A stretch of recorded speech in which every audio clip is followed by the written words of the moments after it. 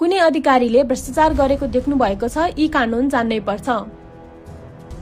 राष्ट्र सेवकले बिना मूल्य वा कम मूल्यमा वस्तु वा सेवा लिएमा, दान उपहार या चन्दा जस्ता लाभ स्वीकार गरेमा, कमिसन लिएमा, राजस्व चुहावट जस्ता काम गरेमा, समयमै कार्यालय नआएर जिम्मेवारी निर्वाह नगरेमा तलब कटौती, बढुवा रोग, पद घटुवा, बर्खास्त हुने र बिगो बमोजिम सजाय समेत हुनेछ।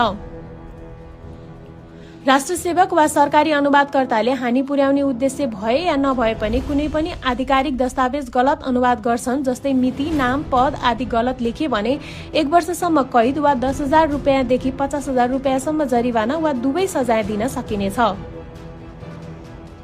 राष्ट्र सेवकले इमान्दार नभई कुनै पनि स्वार्थ, दबाव वा प्रभावमा परि कार्य गर्ने र कानून, नीति, योजना र निर्देशनको पालना नगरी जनहितको विरुद्धमा काम गरेमा कसुर अनुसार जरिवाना र कैद हुनेछ। राष्ट्र सेवकले कुनै लिखत तयार गर्दा जानी जानी कसैको हानि हुने गरी गलत जानकारी राखेर तयार गर्छन् भने 3 महिनासम्म कैद वा 10,000 रुपैयाँसम्म जरिवाना वा दुवै सजाय दिन सकिनेछ। कसैले सरकारी निकाय वा सार्वजनिक संस्थाका कागजहरू अनाधिकृत रूपमा परिवर्तन गर्छन्, झुटो लेख्छन्, फेर्छन् वा सच्याउँछन् भने 2 वर्षसम्म कैद वा 50,000 रुपैयाँसम्म जरिवाना वा दुवै सजाय हुन सक्छ।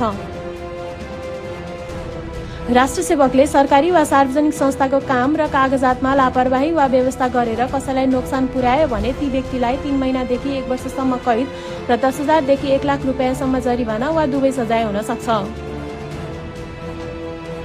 यदि सार्वजनिक संस्थाले लिने परीक्षामा प्रश्नपत्र चुहावट गर्छन्, नक्कली परीक्षार्थीलाई सहभागी गराउँछन्, सेटिङ मिलाएर नतिजा बिगार्छन् भने ती व्यक्तिलाई 3 महिनादेखि 1 वर्षसम्म कैद र 10,000 देखि 1 लाखसम्म जरिवाना हुनेछ।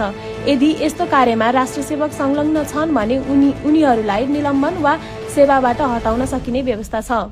बाँकी पार्ट 2 मा।